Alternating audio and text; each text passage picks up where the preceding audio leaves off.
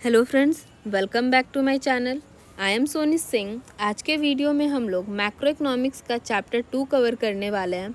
हम लोगों ने चैप्टर 4 प्रीवियस वीडियो में कंप्लीट कर दिया था। सारी जो भी पॉइंट्स थे कंप्लीट हो गए थे, लेकिन उसके बाद भी अगर आपको लगता है कुछ पॉइंट्स रह गया तो आप कमेंट सेक्शन में कमेंट कर देना कि दी ये पॉइंट्स रह गए, आप प्लीज़ उसे भी करा दो। लेकिन जहाँ तक मुझे लगता है जो भी पॉइंट्स इंपॉर्टेंट थे और जो भी टॉपिक डिलीट नहीं हुए थे वो टॉपिक्स मैंने कवर करा दिए।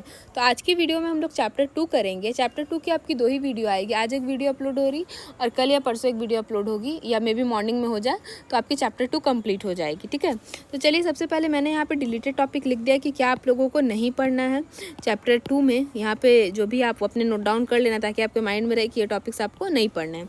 ठीक है, तो आज की वीडियो में हम लोग aggregate demand aggregate supply related concept करेंगे।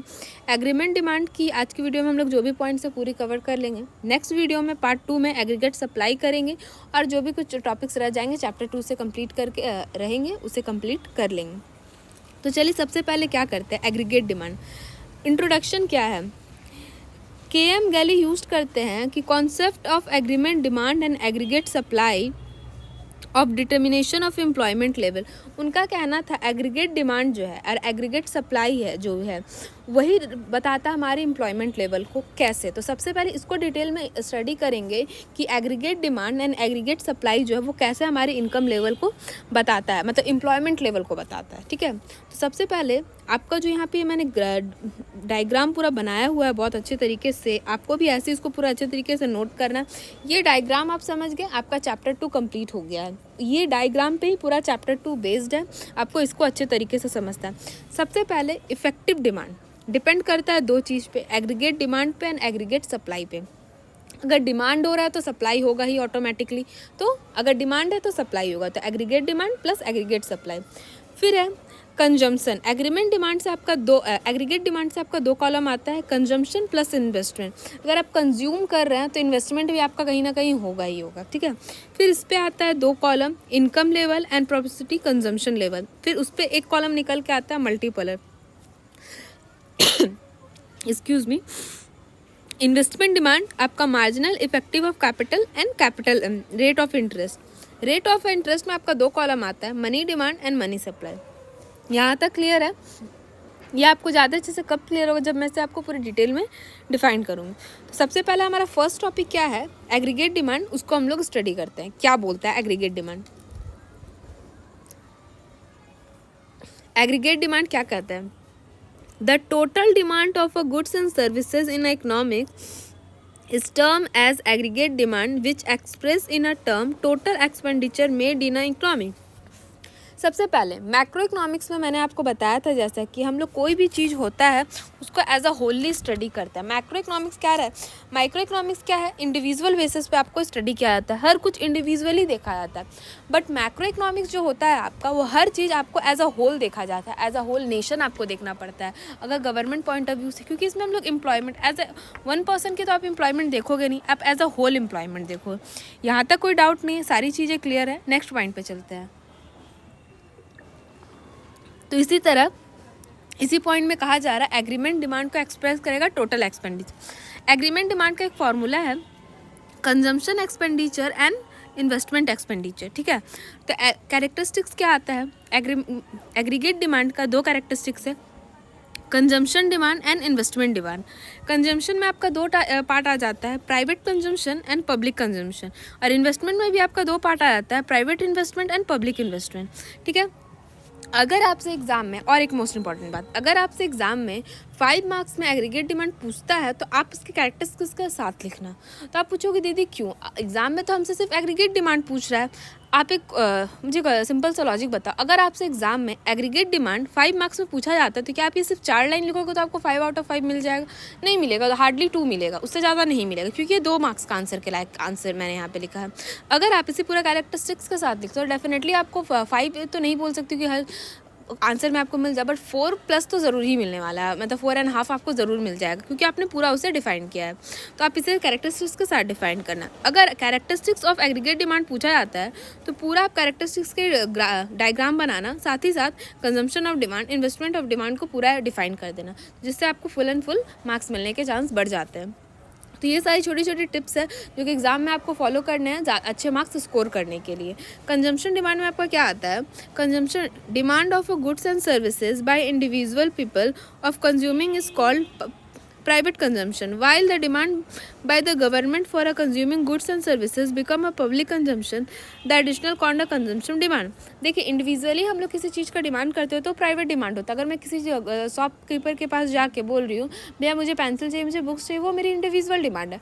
बस मेरे जैसे और 10 लोग, आप और आपके नेबर्स, आपके फ्रेंड्स जाते हैं, तो शॉपकीपर्स के लिए क्या हो गया? वो मार्केट डिमांड हो गया। मैंने पढ़ाया था, एक चैप्टर था हमारा individual and market demand, but यहाँ पे हम लोग को इंडिविजुअल एंड पब्लिक डिमांड समझना है। पब्लिक क्या, वही मार्केट वाली कॉन्सेप्ट पे हम लोग आते हैं, तो सारी चीज़ को रिलेट करके पढ़ना है। ठीक है, यहाँ तक क्लियर है।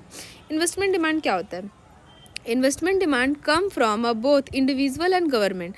Investment made by individual and government are termed as a private investment and public investment. अगर इंडिविजुअल इन्वेस्टमेंट कर रहा है तो वो क्या हो गया? इंडिविजुअल प्राइवेट इन्वेस्टमेंट हो गया। बट गवर्नमेंट भी इन्वेस्ट कर रहा है, गवर्नमेंट सबके पॉइंट ऑफ व्यू से कर रहा है, तो वो हो गया आपका पब्लिक इन्वेस्टमेंट। ठीक है, तो यहाँ पे एग्रीगेट डिमांड का फॉर्मूला है aggregate demand equals to aggregate expenditure equals to aggregate expenditure plus investment expenditure. ये सारी चीज़ें यहाँ पे है। एग्रीगेट डिमांड का एक शेड्यूल है, aggregate consumption and aggregate investment, ये सारी चीज़ें आती है। सबसे पहले यहाँ पे मैंने एक ग्राफ बनाया है। देखिए यहाँ पे मैंने कंजम्पशन के कॉलम को लिख दिया C से, जिसको डिनोट कर रहा है, इन्वेस्टमेंट को I से डिमांड करना, जिससे आपका पता चलेगा एग्रीगेट डिमांड क्या है। इनकम लेवल क्या है? 0 है, तब आप 40 कंज्यूम करते हो, इन्वेस्ट भी 40 करते हो।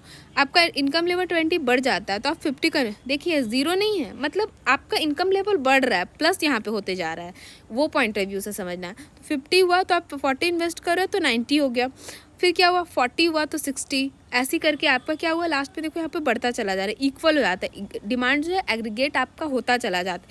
यहाँ पे आपका इनकम बढ़ते जा रहा है तो आप वो सारी चीज़ें करते जा रहे हो। यहाँ पे कंजम्पशन है। एग्रीगेट डिमांड निकालने का सिंपल फार्मूला है कंजम्पशन प्लस इन्वेस्टमेंट। मैंने यहाँ पे क्या किया 40 + 40 80, 50 + 40 90, 60 + 40 100, 70 + 40 110, 80 + 40 120, 90 + 40 130, 100 + 40 140, 110 + 40 150, 120 + 40 160। यहाँ पे क्या किया कंजम्पशन प्लस इन्वेस्टमेंट को ऐड कर दिया, तो ये हो गया आपका एग्रीगेट डिमांड। यहाँ तक आपको कोई भी डाउट नहीं है, कॉन्सेप्ट क्लियर है? ठीक है, बहुत ही इजी है, बस माइंड में रखना। एग्जाम में आपसे क्वेश्चन भी पूछ सकता है, जबकि हम क्या आपको क्या दे देगा कि a man consume 100 rupees per month और इन्वेस्ट कर रहा 40, तो आप इसको बताइए क्या होगा। तो आपका आंसर आना चाहिए 140। ऐसी करके आपसे 2 मार्क्स में पूछा जा सकता है, तो कॉन्सेप्ट को क्लियर रखना है। आई होप आपके लिए यहाँ तक सारी चीज़ें क्लियर होगी, समझ में आ रही होगी। कोई डाउट रह जाता तो आप कमेंट सेक्शन में कमेंट कर सकते हो। मेजरमेंट ऑफ एग्रीमेंट डिमांड क्या होता है, एग्रीगेट डिमांड क्या होता है? एक in close economy and open economy, ये दोनों क्वेश्चन अगर आपने मॉडल टेस्ट पेपर का अपना मॉडल क्वेश्चन पेपर सॉल्व किया होगा तो दोनों में आया हुआ है कि क्लोज इकोनॉमिक्स क्या होता है, ओपन इकोनॉमिक्स क्या होता है।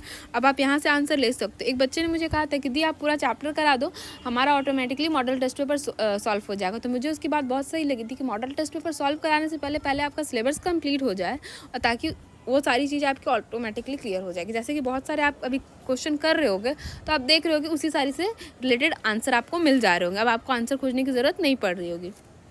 लेकिन उसके बाद भी अगर आप कहते हो कि दी हमारा मॉडल टेस्ट पेपर भी करा दो, तो वो हो जाएगी। इन अ क्लोज इकोनॉमिक क्या है? In a close economic where the foreign trade element are absent, मतलब क्या इकोनॉमिक्स क्लोज हो गई। क्लोज हो गई इन द सेंस कि आप फॉरेन ट्रेड नहीं कर सकते हो, कुछ प्रॉब्लम्स आ रही हैं, कुछ भी चीज़ें बंद करना है आपको, फॉरेन ट्रेड एब्सेंस है, वो आती है close economic. Aggregate demand equals to consumption plus investment in a short AD = C + I, वो आता है क्लोज इकोनॉमिक में। 2 मार्क्स में पूछा तो आप इतना लिख सकते हो। इन ओपन इकोनॉमी क्या होता है? An open economics is the one that interacted freely with the other economics around for the world, and an open economy with the other country offer 2 ways. It's a buyer and seller goods and services in the world and product market, मतलब open economy, market खुला हुआ है, आप कहीं भी open trade कर सकते हो, बाय एंड सेलिंग का काम कर सकते हो। एग्रीगेट डिमांड फार्मूला है agreement demand equals to consumption plus investment plus import and export. अब आप बोल रहे हो दीदी यहाँ हर जगह एग्रीगेट डिमांड का फार्मूला बदल रहा है, तो हाँ डेफिनेटली बदल रहा है, टॉपिक्स पे बताया क्लोज इकोनॉमिक्स में क्या होगा एग्रीगेट डिमांड, ओपन इकोनॉमिक्स में क्या होगा। तो आपको क्वेश्चन जब रीड करोगे तो आपको ये चीज़ ध्यान में देने की ज़रूरत है कि आपसे क्लोज इकोनॉमिक्स में पूछ रहा है या ओपन इकोनॉमिक में पूछ रहा है।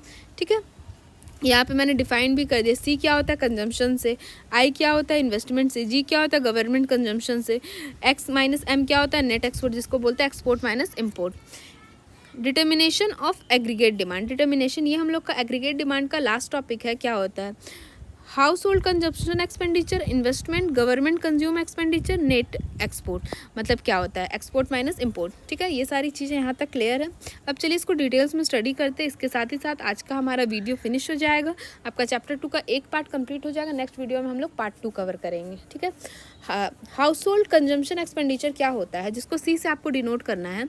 House hold consumption mainly depends on a income. देखिए अब आप एग्जाम्पल मैं आपको दे रही हूँ, ज़रूरी नहीं है हर किसी के घर में हर कुछ सामान हो, उसके इनकम पर डिपेंड करता है। जो कम कमा रहा है उसके घर में उसके रिक्वायरमेंट के अकॉर्डिंग सामान होंगे, बट जो ज़्यादा कमा रहा है उसके घर में हर तरह की सुख सुविधाएं होंगी। तो इनकम पे यहाँ पे डिपेंड करता है कि हाउस होल्ड कंजम्पशन किस तरीके से हम लोग यूज़ करते हैं।